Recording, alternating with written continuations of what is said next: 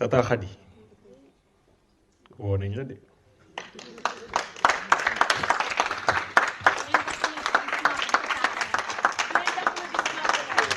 waaw may leen ko loxo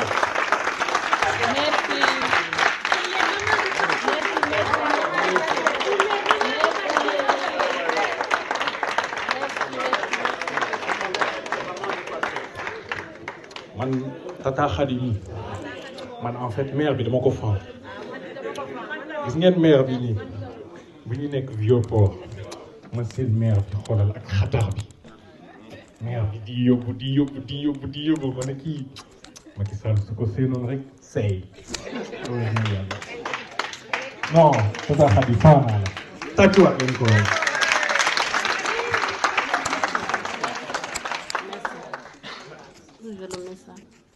je le tiens. Salam alaikum. Nuyu naa leen yéen ñëpp seen tur ak seen sant. Nuyu naa la Khadija man tam Khady laa tudd comme yow. La première fois que j'ai entendu parler de Khady Mayor Diouf, c'était quand nous étions en plein espoir devant toutes les situations et à chaque fois nous espérons que Pastef yu métti yi dina deñ beneen lu métti ñëwaat suñu jógee ci lii leneen ñëwaat suñu jógee ci lii leneen ñëwaat ba une fois ils ont parlé de vous dans les journaux en disant la maire de Golfe Sud elle est partie en Amérique parce que on risque de l'arrêter. Et donc, c'est vrai que c'est à ce moment-là que je savais qu'il y a une maire de Pastef à Golfe Sud. Mais en fait, je sais que vous avez fait des études en France et que vous savez très bien ce que c'est que l'immigration. Immigrer, vivre dans un pays qui n'est pas la nôtre. Nous tous qui sommes ici, on dit toujours, il y a une définition qui dit que voyager, c'est aussi faire des études. Nous tous, nous sommes des intellectuels. Parce que voyager, c'est apprendre énormément et on est au même niveau que vous les grands intellectuels d'ici. Et c'est ça, quand on voyage et qu'on quitte chez soi, on arrive dans un pays comme la France, on trouve tout ce qu'on a trouvé de développement. Moi, le début, c'était le métro qui m'a fasciné.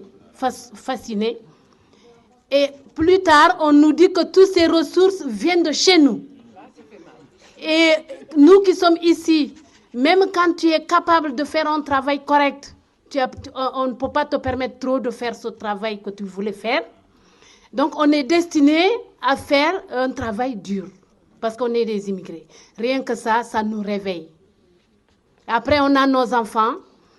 On est content qu'ils aient des bonnes éducations, des bonnes écoles, des situations scolaires correctes.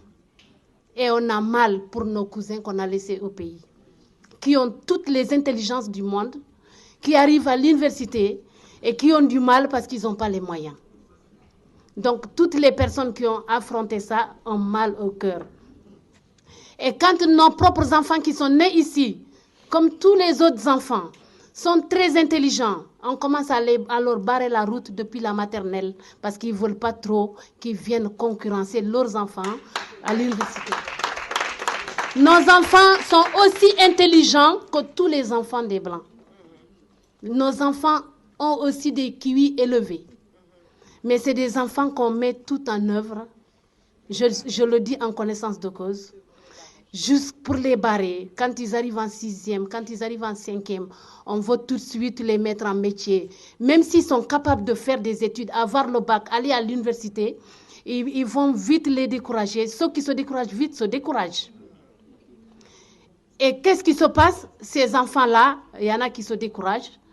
Parce que depuis certains profs les harcèlent, ils ne veulent pas les voir réussir. Et c'est ce qui fait que dans des cités où les étrangers sont concentrés, les enfants se retrouvent entre eux. Ça donne quoi après? Des enfants en bas des immeubles qui font des bêtises. Et après, c'est la prison. Et les enfants, et les parents souffrent. Et les enfants tournent mal. Alors qu'au départ, c'était des enfants très, très, très intelligents, capables d'étudier. Je n'ai pas dit qu'il n'y a pas de voyous chez nous. Je ne dis pas ça. Mais ça, c'est aussi notre politique. Parce que l'éducation de base en famille, on l'a, nous, au pays.